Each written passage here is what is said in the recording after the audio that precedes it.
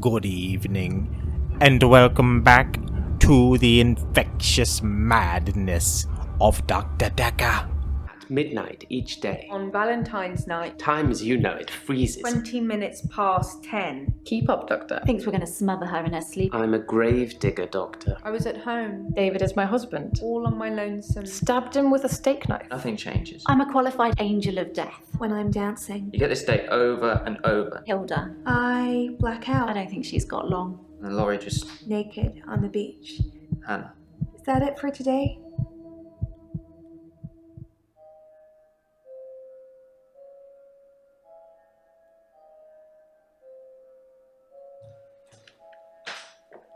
Ooh. Deja vu.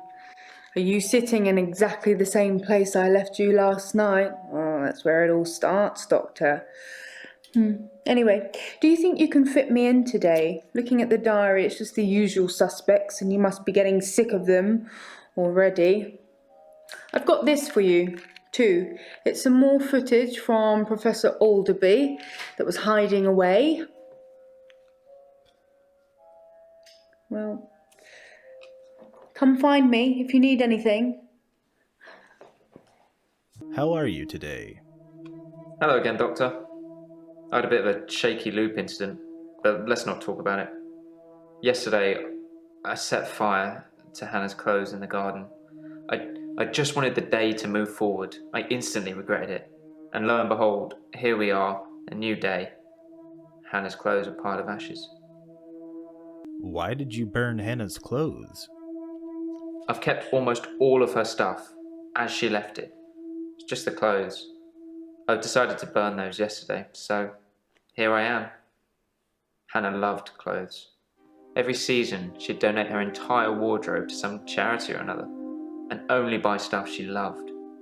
I was left with winter. I don't even know what her favourite season was. Does it matter? What's your favourite season, Doctor? I like spring. If you like spring, you're supposed to be optimistic and creative. Well, that explains why we're still having these sessions. What's your favorite season? I like winter.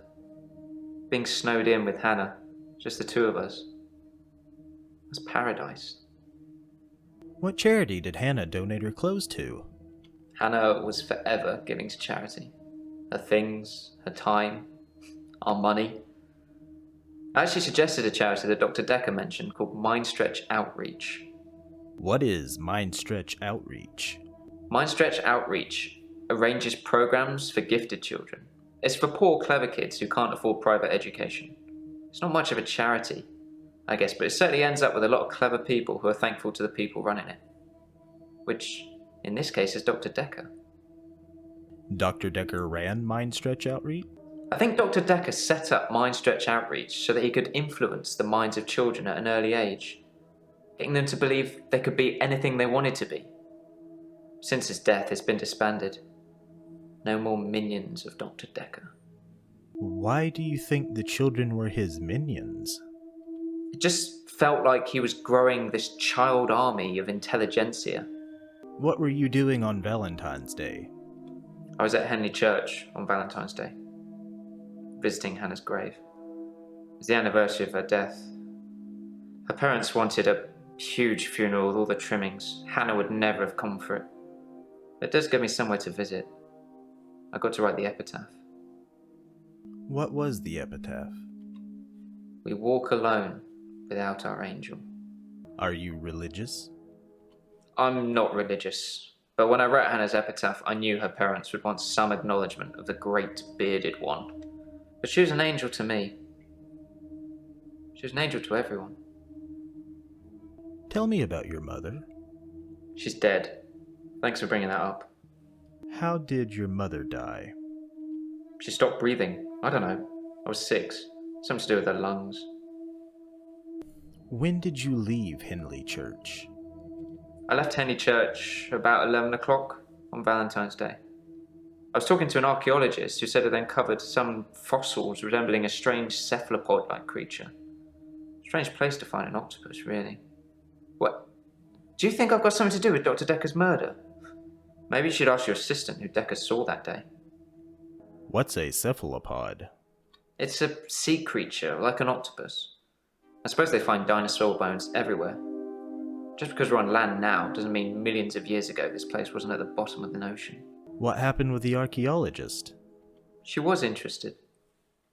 Maybe I misread. Maybe she was just being kind. I suppose most women wouldn't enjoy me talking about my dead ex for hours. Do you feel lonely? I've been alone since Hannah. I can't imagine anyone ever replacing her. Not that I've looked. Do you think I should look for someone else? No, look when you're ready. Thanks, Doctor. I appreciate that. I still don't think I'm ready to move forward in that respect. What were you doing at the time of Dr. Dekker's murder? It was a missed call. It was Valentine's Day, so I wasn't in the mood for conversation. Why weren't you in the mood for conversation? I meant I wasn't in the mood to talk to Dr. Dekker. Did Dr. Dekker meet Hannah? Hannah never met Dr. Dekker. She did donate to his charity once, though. What did Dr. Dekker think about Hannah? Dr. Dekker felt that Hannah was holding me back. The memories of Hannah. In his opinion, I was holding on to the past.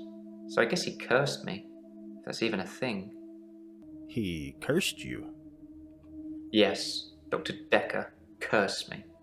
I don't really want to talk about it, but let's just say I blame him for the way I am. Can you give me some advice, Doctor? What advice do you need? I've been trying to think how I can get past today. I've come up with a couple of choices. I could set fire to Hannah's photographs. I've got them in Dropbox anyway. But setting fire to the clothes did the trick. Or setting fire to a rocking chair. She sounds like an old lady, but she loved that rocking chair, which I've not sat in since. Which one do you think's best? Do you like fire? I think fire is very primal in terms of energy. Maybe if I burn something, my days will keep rolling. Although I'm not sure you're supposed to encourage arson in these sessions, Doctor. Burn the rocking chair. Set fire to the rocking chair. I never like the way it moves forwards and backwards. Forwards and backwards. That does it for this episode of The Infectious Madness of Dr. Dekker. If you've enjoyed it, click the like button.